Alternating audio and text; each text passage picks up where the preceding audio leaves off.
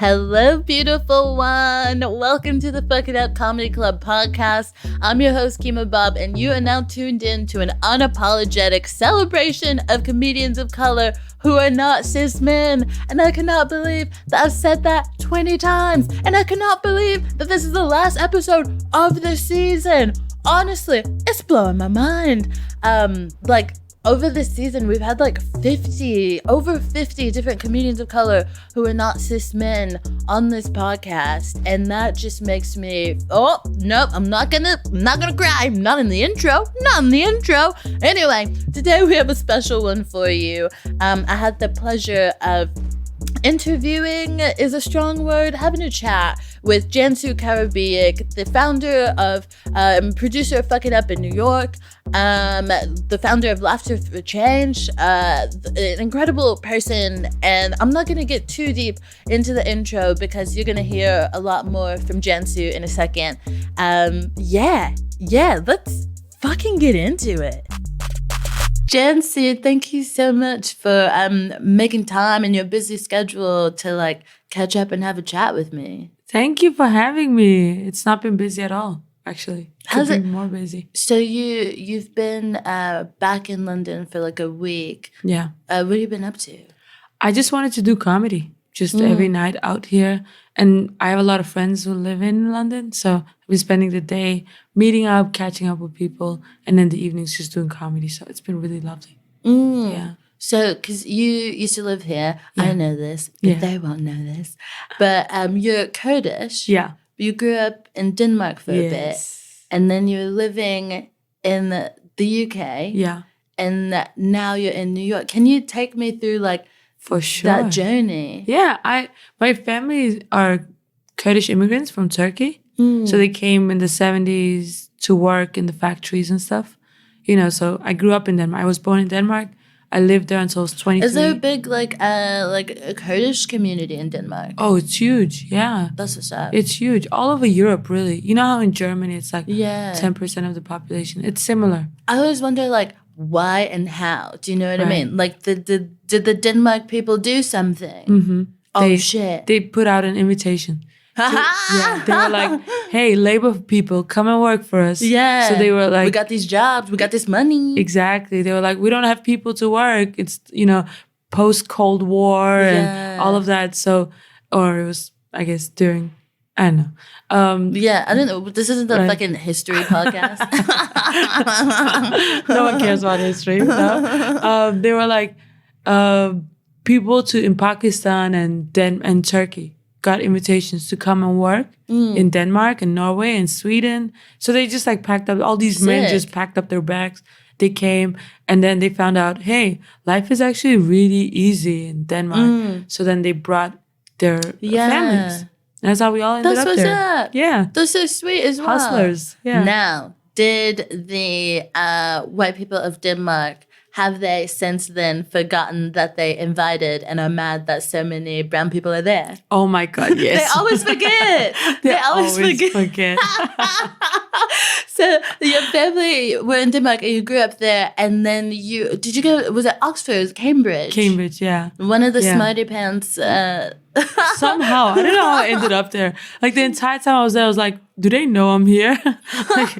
It was imposter syndrome. But basically, so when I was 23, I was like, I want to go abroad, study, go away from my family. It's very conservative. And, you're this one thing. In society as well, two white people, you're this one thing.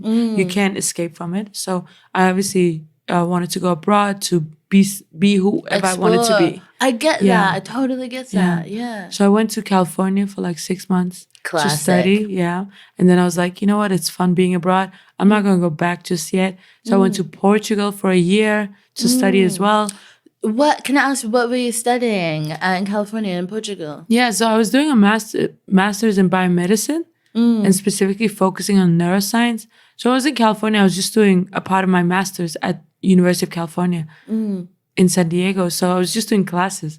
But then in Portugal, I was doing research in stroke, in brain strokes, Nice. Yeah. I think that's so, a lot of people don't see education as like a vehicle to like travel. Right. So that's how I ended up here. I was getting a master's in television. I was like, hopefully I'll be able to work in the industry. Cool. But my good friend, who studied to be a medical doctor, she came here to do like a master's in public health. Right. And then went to like Grenada to like continue like studying before she went to like Miami, and now she's in DC. Yeah. And I think like, yeah, if anyone's listening in America, this is horrible financial advice, but I think pretty decent travel advice. You can use U.S. government student loans outside of America, and they don't tell you this. Wow. Yeah. So I basically used student loans to come study in the UK, and as you'll know, the school fees are a lot less here, so my money went a lot further as well. I guess that's what they don't tell you. They don't want you to know. They don't want you to get out and explore like what else you can be. Well, so you went to LA, then you went to Portugal. Yeah. And while I was in Portugal, I kind of had this whole big identity crisis, and I realized how racist Denmark was. I knew all along, right? But I was always in the system. I was fighting to changes, doing all this dialogue, public speaking work, and being involved with all these organizations to sort of create a bit of Denmark for brown people. You were doing that when you were there, kind of like politically engaged. Oh, all the time. This is why I fuck with you. Yeah, since I was like 18, yeah. And it's hard, right? When you take on that task and you're like, I'm going to fix this place. I'm going to make it mine. I'm going to work for it to be my home. Yeah, and it's unfortunate because one, you're one person, but also you should be living your life. Exactly. Why is this our responsibility? Yeah. A lot of my public speaking work was about, getting rid of hate towards POCs. It's like, why is that I'm 19. Yeah. Why do I have to do this? Yeah, right? you're supposed to be out in the streets getting drunk and slurping on genitals. Yeah. You're supposed to be doing all sorts of nonsense. Exactly. But it's this big burden. And so when I was abroad in Portugal, they had elections and it was so racist.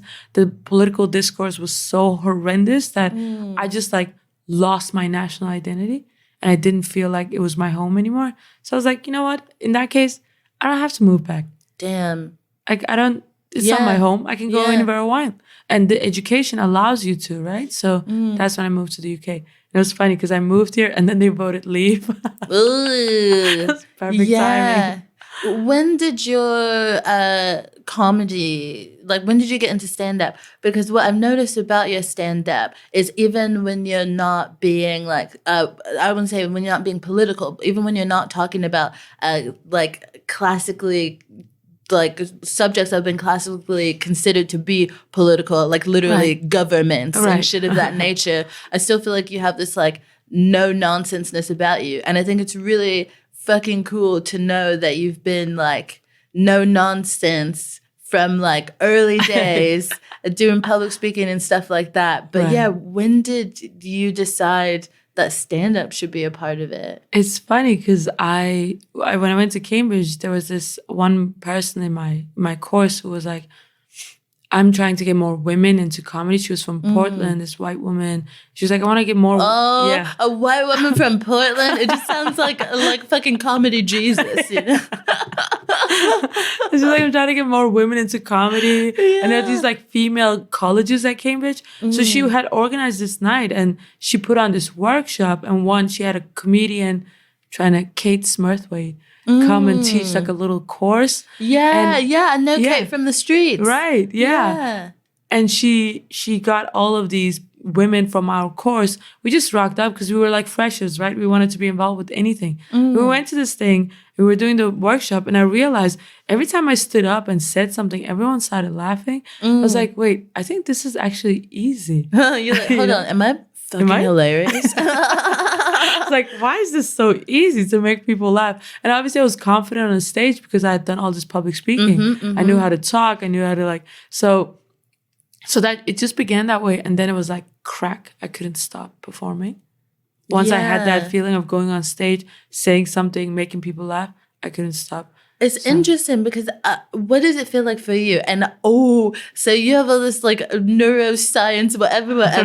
I don't mean to get so excited. I don't know. Like, okay, so, but like for me, there's the kind of there's the build-up of the pre-show. And at this point in my career, I'll be honest, there are, and I feel like you relate to this as well, there are gigs that you don't get nervous about, and it doesn't mean that you don't care, but there are gigs that you get nervous about, and it's very obvious that you do care. Absolutely. You know what I mean? Absolutely. So when there are the like ones where it feels like they're higher stakes, there's that anxiety and that build-up before, I hope it goes well, etc.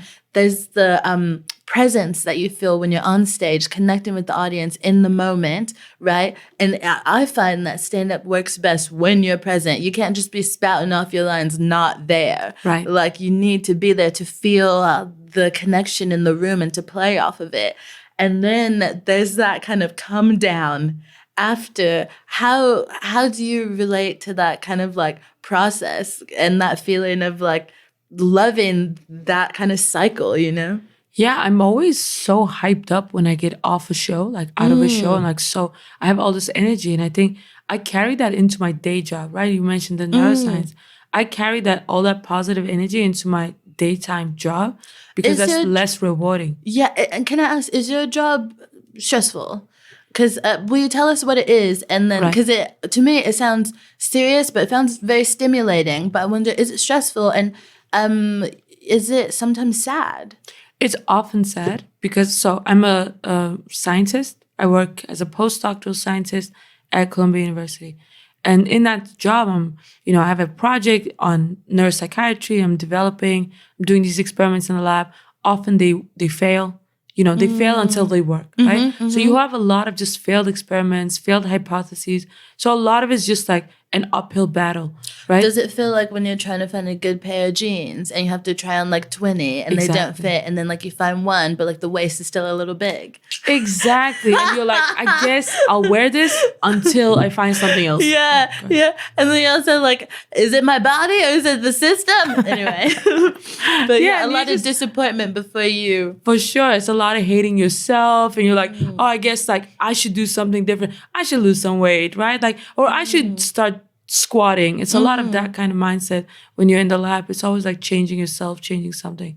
So because of that, comedy has just like allowed me to find something where you can make steady progress. The more you perform, the better you get, right? The more time you spend on stage, the more involved you get. So there's like constant reward in comedy. Wow, that's so interesting, because I think for a lot of people, comedy would, it holds a lot of risk, and it still does for you, but I think that's interesting, that kind of safety and that assuredness, and like, no, the more I hit the stage, like you can see the progress, you can see movement. Right, absolutely. Oh my gosh. Yeah, and I found that in New York, because in New York, I was like, why are these people so obsessed with performing 3 to 5 shows a day, right? And I started noticing when I was on stage every single night, the comfort of being on stage, like, holding the audience and manage like that, it changes. And if I'm not on a stage for a whole week and then I get back on stage, I can feel that difference, getting back into it. So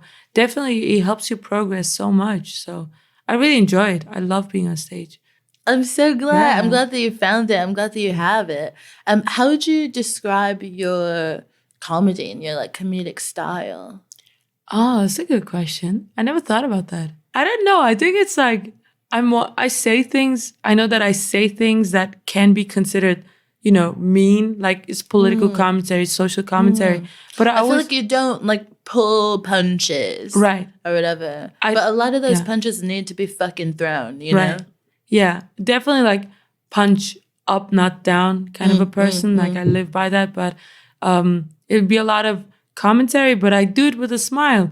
One of the comics here in London used to say to me, you say these things that a lot of people would be offended by, but you say it with a smile so you get away with it. I was like, yeah, I'm having fun saying these things. It's fine. Yeah. Some of these things need to be said. For sure.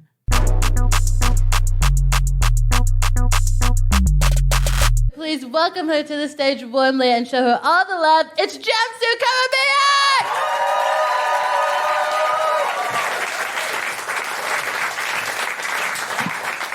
What's up, London? How's it going? Hell yeah. Hell yeah. I just got in from New York last night. I actually haven't lived in the US for a long time. I moved there last year. I was a bit worried about the whole border control situation for a couple of reasons. First of all, I'm Muslim and Middle Eastern, Americans are not big fans. Yeah. We are to America what Tory prime ministers are to British politics. Unpopular. But also, the real reason I was worried was because years ago, I went to study abroad in California. Because that's what they told us to do, right? Go study abroad, expand your mind, and learn new things. I learned one new thing. It's that I look Mexican.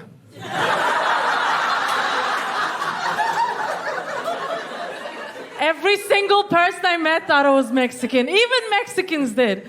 You know what that makes me? I'm a Mexican-looking Muslim. Americans are terrified of me.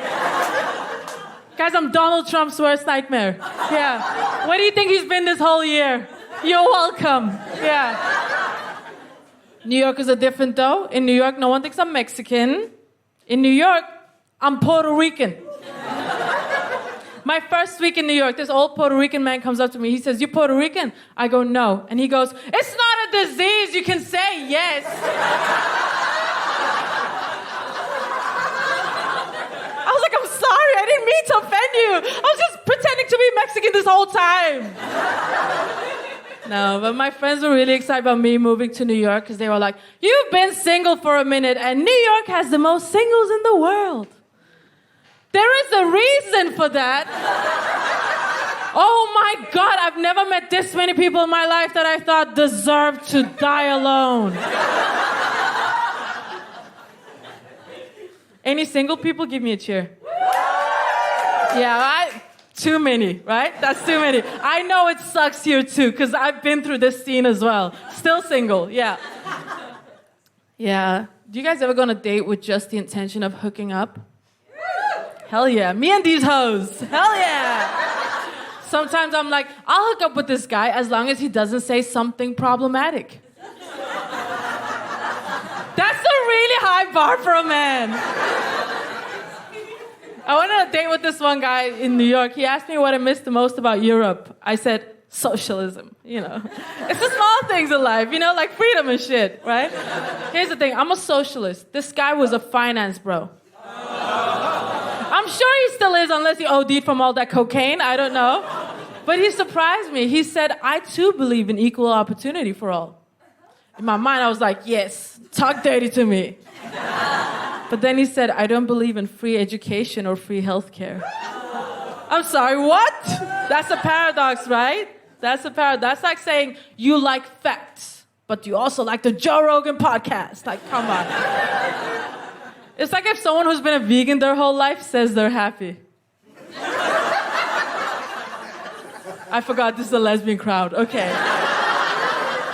I just feel like if you've never had cheese before, you might not know what happiness is. But that's just me.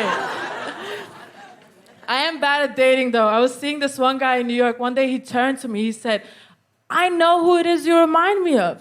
He went, "Nala." I was like, who the fuck is Nala? That better not be your ex. Do you guys know who Nala is? Yeah. Lion King. Yeah. He said, "Nala from the Lion King." I was like, first of all, racist. I don't know why, but that seems racist to me. Right? Fucked up. I remind you of an animated lioness drawing. Like, what? Who says that? Can we all do that now? What if I was like, you know who it is you remind me of? John Smith. That's right, the white colonizer from Pocahontas. I went there. See, it's not fun, right? Give me a cheer if you've ever been ghosted before. You guys sound too happy about that. I don't know. Give me a cheer if you have ever ghosted someone. Yeah, people in London suck too. All right.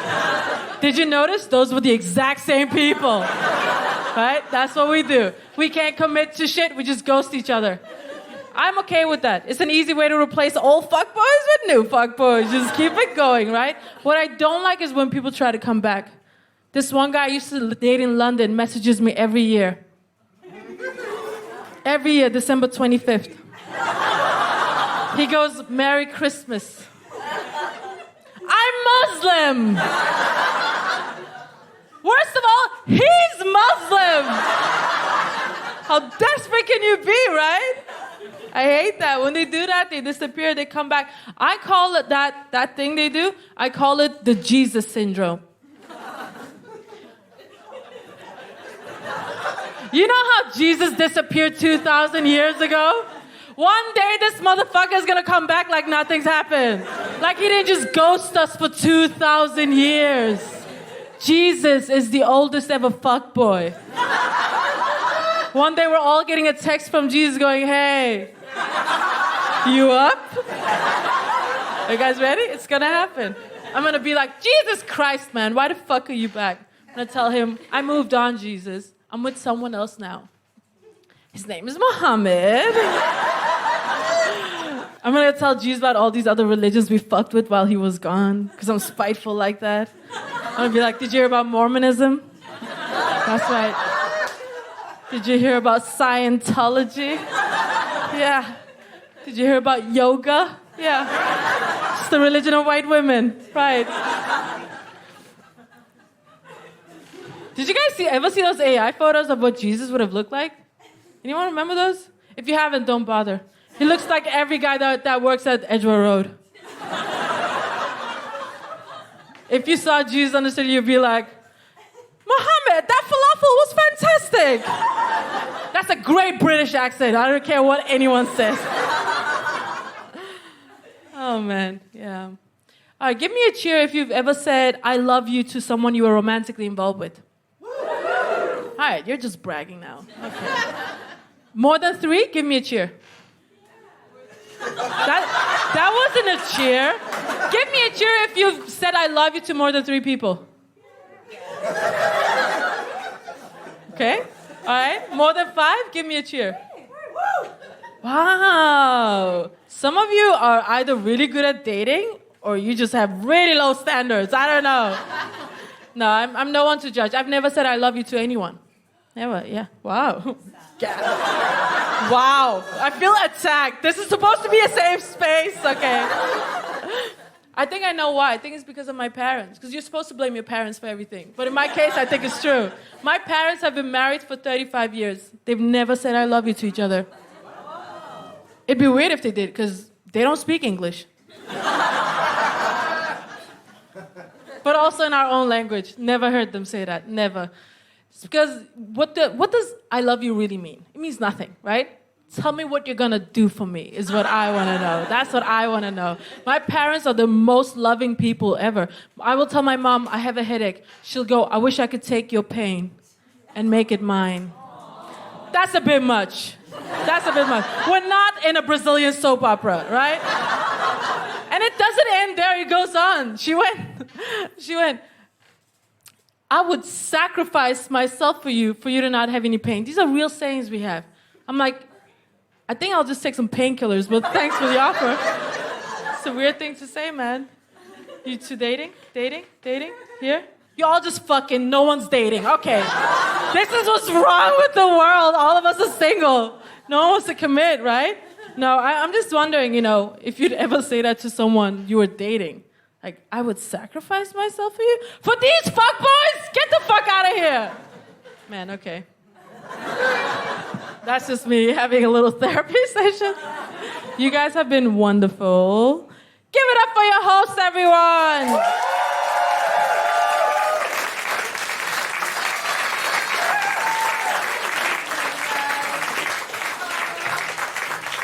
Another round of applause for Cansu! Absolutely phenomenal. Brilliant person. I've gone to New York one time in my life, and it was last winter, and we tried to catch up, but then I got COVID. I got Omicron, the sneezy one. It was so insane because I went to like a Broadway show, and it was very crowded, and there were people all around me. And, basically it felt like when I tested positive, I just thought back to the moment, and I was like, probably watching the fucking Book of Mormon, which is racist. Mm-hmm. It's actually very fucking racist. Yeah. I thought it was just going to be hilarious, good times. And I was like, this is fucked up. But it's kind of satirical, no? Isn't it making fun of it being racist? But the thing is, I feel like I don't think it's as self-aware. I don't think it's as aware as it needs to be. And something that acts in the favor of that thought is the actors. I think when there was a kind of racial reckoning in 2020, a lot of the actors from the show were like, we're not going to continue to perform the show as is because it makes us uncomfortable and it's actually really offensive to be in.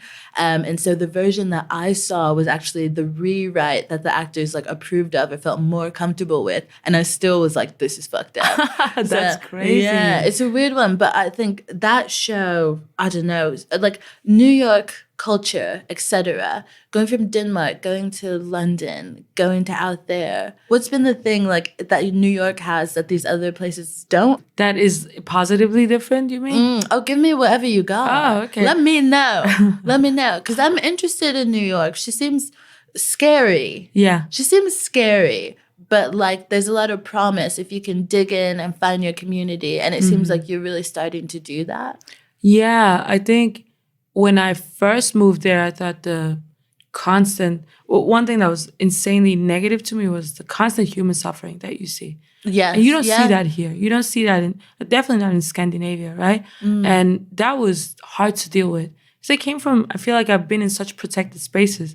So getting into New York where it's a constant hustle, people are really suffering. I moved there post-COVID. You know, the mental institutions got emptied out because of COVID because they couldn't have people there. Now the people are on the street. And now those people are just on the street and it's horrendous. So dealing with that was a lot. And I think feeling physically unsafe a lot when you're coming back from shows late at night was a lot. I never felt really unsafe here or in Denmark or anywhere really. Because, you know, you're always like, okay, well, I guess I don't walk down through this dark alley. You should be able to, but you know that you probably shouldn't. In New York, or just like everywhere is a dark alley. Like what the fuck can I do? Yeah. I think out here the most unsafe that I will feel is I'll be like, oh, you should have been holding this cell phone in a really obvious snatching position. I was like, oh, you might as well just hand it to him. But that's mostly what I feel is that some like youth on a bike is going to ride by and just like snatch my phone. For sure. But I don't really feel like anyone's going to snatch me, which is nice. Right. That is nice. I want to ask you about Laugh for Change, which is a gig that you started when you were here. And that you've brought over to the States. Can you tell us like what it is and why you started it? Sure, yeah. So I started it because in 2016, when the refugees were coming in from Syria, I went down. They needed people to come and work in the refugee camps to do like manual labor, just distribute food and make sure that people that were coming in with the boats were okay. Wait, how did you get involved with that? Well, there were people around me that were making these calls, right, for like Syrian refugees. So we just got in contact with some of the grassroots organizations. And we were like, okay, it looks like you need help. Should we come? And they were like, yes, please do come. So a group of us from Cambridge actually went down. And because I'm Kurdish, there was like language connection, like cultural, similarities. So I was able to like translate and talk to people. So that was when I went down there. We were there for like a couple of weeks just helping out. And it was just horrifying just seeing what conditions people were living in. Like children not having shoes, right? And it's cold in Greece and like on the beach is where they were staying. We'd go up to UNHCR and we'd tell them, hey, look, these people need shoes. And they'd be like, oh, we don't have any shoes. The UNHCR doesn't have shoes? Really? You don't have money for shoes? So the Human Rights Commission. Yeah. It's the UN it's the Refugee Council, basically, the UN's, yeah. And so you had to step in again. So I came back to Cambridge and I was so miserable about this. And I felt like I really abandoned my people, Like I got to just leave and they were just stuck there. So because I had just recently gotten into comedy, I was talking to this girl, the Portland woman, and I was like, what do we do? How can we raise money? And she was like, let's put on a comedy show. Still a fundraiser. Did a fundraiser. I went up, like hosted the show. It was really fun. And I was like my third ever show. So then I started doing these regularly. It's like, okay, we just continuously send money. And we got this, initially it was just me, right? The first 2 years, I'm sure you know, with Fuck It Up. Initially it's just you. You're like, I have this thing I want to do. And I was basically making connections with, I had made connections with these local vendors in Greece, on those islands, who were also suffering financially because of the economic crisis that Greece was experiencing. So I used them as local vendors. So I would specifically buy from them, and then the grassroots that we work with would collect it and distribute. Take it to brilliant. So no middleman, no cost of operation at all. So we were able to, and all the comics that were involved were always just doing it for, to support the cause, right? No one was making any money off of this. And the Cambridge colleges were really supportive. They were like, yeah, just use these venues for free, ticket the events, sell alcohol. It's so rightfully beautiful what can be achieved in the name of giving. The word that's coming to me was charity, but I feel like sometimes charity can sound like such a weird word. Yeah. But like, and I know, like, for comics, I don't know about you, but like, if I hear that there's like a charity gig going on, you're like, oh, great. If I do like a few of those a month, I feel like a better person. Yeah, for sure. And sometimes you need the stage time, right? Sometimes it's just also for you. It's a gig. It's a gig. Yeah, exactly. and like a gig that actually does something. Yeah. Yeah, it's brilliant. And the energy in those rooms, I know that Laugh for Change shows were always amazing. The energy was always electric because people wanted to be there. People wanted to support the cause. A lot of them was like friends of friends of friends, and people, would come out for it. And I think we rarely had a bad show. It was always such good energy. And it started in Cambridge, and then I started getting in contact with people in different universities. It's like, hey, do you want to organize a show at your university? We'll bring out a Laugh for Change team. So by the time, before the pandemic, we had 10 universities. And we had reps at different universities that would organize regular shows. We managed to we managed to create something, I think. And I had like a really solid committee of people that were like really, out there. You say had? Had, yeah.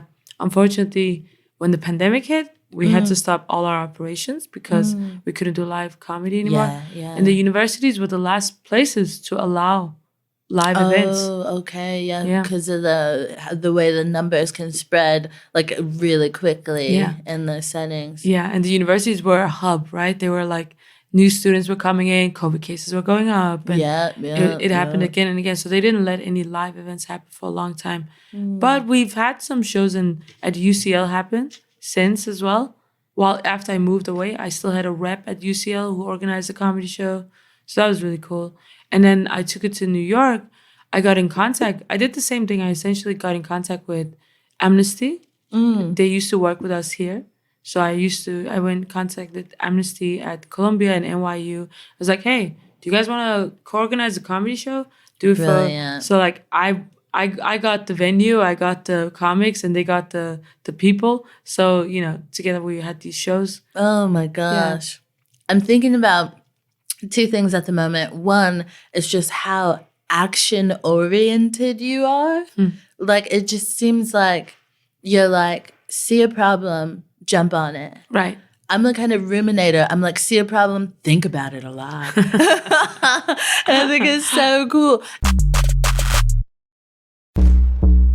Hey, it's me, Kima B, letting you know that if you like listening to us fuck it up in your house, if you like listening to us fuck it up in your car or on your train, you will absolutely love being in the room where it happens. We usually record our episodes in London in front of a live audience, and let me tell you, it's one of the most beautiful audiences I've ever seen, and I would love for you to join us. For more info, check out Fuck It Up Comedy on Insta or Twitter, or go to fuckitupcomedy.com.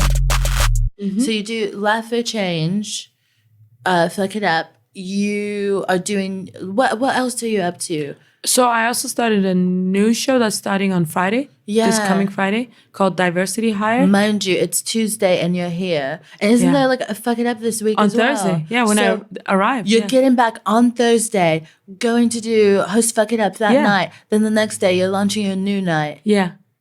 Bitch, you need a nap. So that's like 3 nights. Yeah. And of course, there's your own career, right? Because Right. what some people may not know is that like you don't always. I think the work that you put into hosting a night that platforms other people is quite a lot of work, and it doesn't always like directly contribute to your growth. Right. And you're also feeding your own. You're also feeding your own comedy career. Right. Like I, try to perform places where I can get comedy reels so that I can grow my following. And I have a podcast called Let's Hookah, where I have sick. Yeah, I have people. Let's hookah. Yeah, We exactly. should be hookahing right now. This could be a crossover app. If only we had a hookah. It would be great. That would be so cool. Right. I should just have a portable hookah and just take Just a little mini hookah. Yeah. Shisha on the go. Exactly. I should actually do that. I should look into that. That'd be fun. It's an investment. It's a business expense. Exactly. What do you do with this tiny hookah? It's also a microphone and it's for my podcast. That would be a great invention. If you can have the hookah pipe also be a microphone. Yes. Just speak into it, but you're not slurping on it. Right. Oh, why do I like the word slurping You're so usually much? slurping. I don't know. I got slurping on my mind. I'm trying to slurp on some derp. God, absolute madness. So like, how do you balance working on all those shows with work? My work at the moment is a lot of just like waiting around for things to happen. So I have way more time than I would usually have. Okay, but I want the specifics. What are you waiting around for what to happen? Okay. Oh, I gosh. found your job so interesting. I love it. So okay, let me give you some more details. So I work with these proteins in the brain that we Yeah. think are important for development, for like the brain circuits to form. You see those like images of neurons connecting, boop, boop, boop, like the lights going up. So for those connections to be made, we think these proteins are involved in that. Great. So I am now making these. We work with mice, which I know some people. Some people hate when you work with mice. Yeah, but some people love when you have a stroke and there's a cure. Yeah. Right? So, True. right? True. Right? Had to get that somehow. Most people do enjoy that. Yeah. Oh my God. So I'm working with these mice and I'm basically genetically altering their genome so that they don't have these proteins in the brain. Okay, and why? Because we think that when these proteins don't work well is when you get neuropsychiatric disease like schizophrenia, bipolar disorder, Okay. autism. Yeah. And we're trying to see what happens to these mice if we just delete these proteins from some of the cells. Is that going to be a circuit failure? Is Yeah. that electricity between the brain not going to work well? Mm-hmm. So we're doing these experiments. I'm doing these experiments now. In order for those experiments to happen, I have to like wait for like 3 months because we're making the mice, right? We're like breeding them for this purpose. So it's a lot of waiting around. It's a lot of just like, okay, I think this is the experiment I'm going to do. This is how I'm going to do it. This is, let me just do this little trial to see if it works. And then like, it's a lot of just that kind of stuff. So I have way more time. Is it reading. kind of that thing where there will be long periods of waiting and then kind of like big, like busy periods? Yeah, Okay. for sure. And in those busy periods, obviously, like you have to like restructure somehow, prioritize. I'll spend more time in the lab. But the beauty of doing all this production, doing all the comedies, it's an evening thing. I never have to actually compromise my daytime work for the evening stuff. Because, when you don't have your family around, you don't have a partner, like you don't have anyone to really... Oh, I know. Yeah. It means you can spend your evenings doing all these things. You don't have to spend time on anyone. And then my friends, I fit in when, it works, right? That's the beauty of that. How do you find that you're able to get the rest that you need? I feel like, okay, I'm starting to project now. It's hard for me to feel like I'm actually on top of the many things that I am doing, want to do, am supposed to do, should be doing. It feels like it's hard to actually keep up and to remain rested. I am surprised by how, I don't say necessarily how tired I get, but how much energy some things take.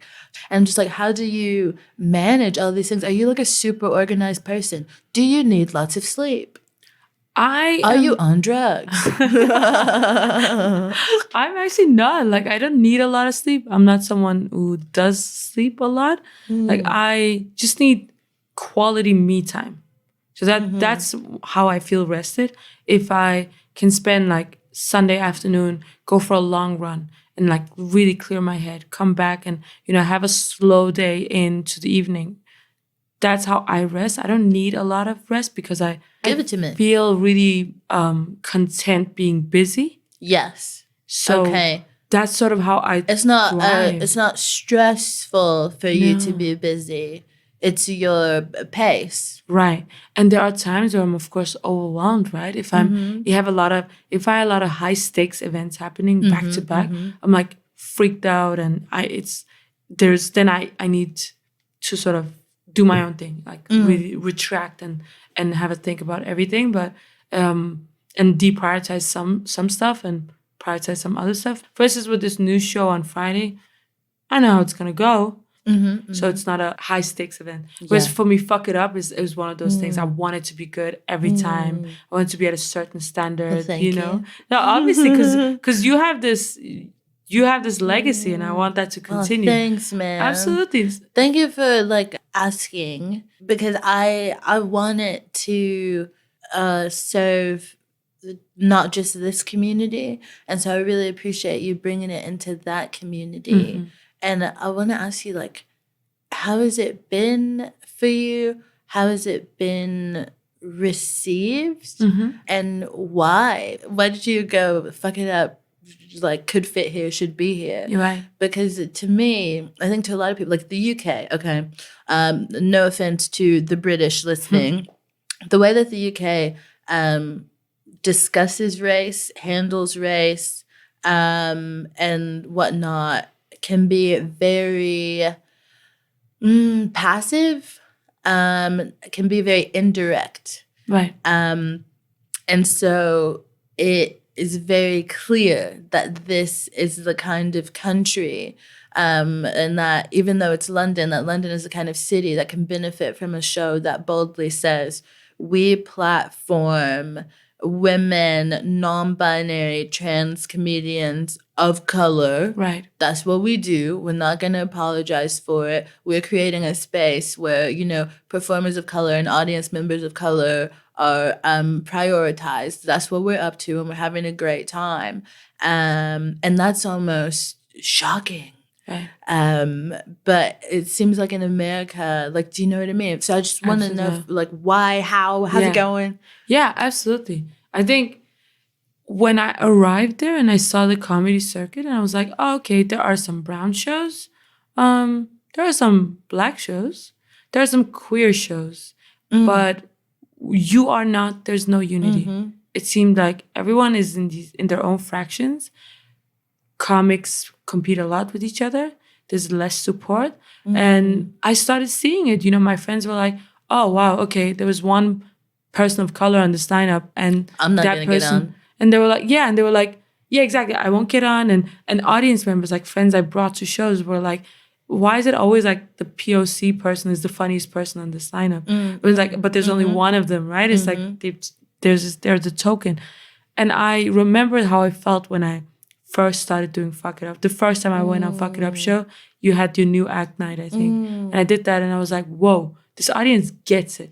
This audience is here to support and be a part of this. And all the comedians are so supportive. And then I did the second show and I did the French Fuck It Up. And I was like, it was the same love and energy in the room every time. And I really craved that. I was like, people here they don't understand what they're missing out on. That there can't Each other. Exactly. That there can't be unity amongst, femme comics of color, right? And there can be this space that is ours where you come out to support this cause and you all support each other. And I realized like there were some POC female comics that were kind of competing with me a little bit. And it was like, oh, it's another brown curly hair brown woman, Because what's sad about that one? is ultimately like it's like we have to hold that individual accountable while at the same time looking at the larger system and structure that made them think that way. Exactly. And And it's so problematic. So I was very adamant that I don't play that game. I don't, be a part of that. I don't want to treat other women of color that way. So I was like, Fuck It Up could be an example of how you can actually be together and you can like push the boundaries of comedy as well in this space where a woman of color is one person on the lineup. So, and it doesn't have to be black show, brown show, queer show. It can be all of this together. So I really think Fuck It Up serves a purpose there. And it's not, I didn't want it to be this indie show deep down in Brooklyn. It's an established show in Manhattan, right? I wanted to have that vibe, what you've created here. And I think people are really responding to it. I get a lot of, people always comment on it when they come to do a show. Everyone appreciates that the audience is there for the purpose. Yeah. They are there to fuck with these people, right? Yeah. Oh, because there's nothing worse to me as a comic, and it's like we know that it's like technically I guess a part of the job, but when I get in front of an audience of people that are like impress me, or like not engaged, not here, not for it. And the thing is, what I appreciate about the Fuck It Up audience here, and it sounds like you've created the same vibe, is it's not like they are super nice. Right. It's not that they're super easy, but they didn't come to have a bad time. Right. And they didn't come to see someone fail or embarrass themselves. They came to see, these comedians of color who aren't cis men being fucking excellent. Right. And I think like that goodwill, that thing of like, I want you to win is so important. And it feels like a treat when sometimes as a comic, you do go up in front of audiences that are standoffish or audiences that are super white looking at you like, what is this bitch about to say? Right. Yeah.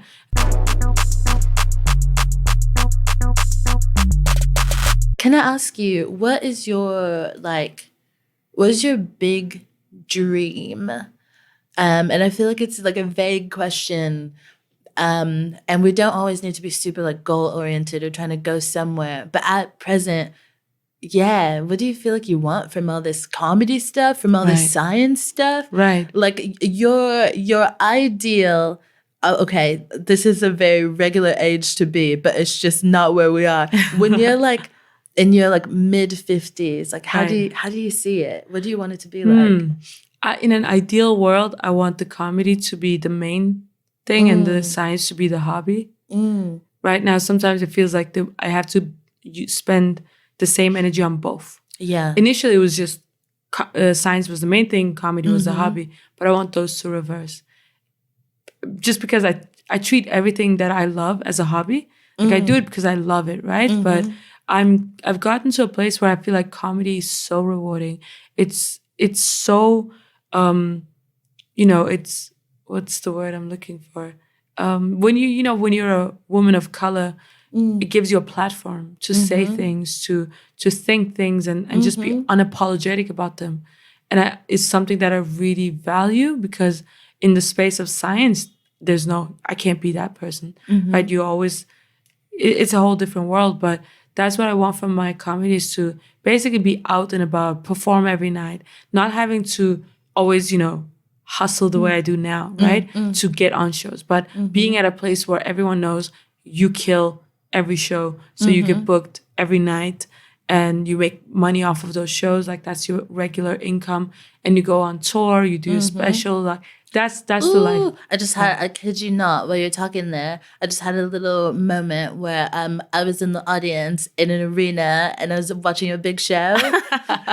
I don't know how you feel about a pantsuit, but you were in one and your hair was like little gray. Okay. I love pantsuits and my hair is already gray. So. Such a vibe. It's such a vibe. Will you mind thinking of a moment that is fucking incredible? Well, I'll hit you with the...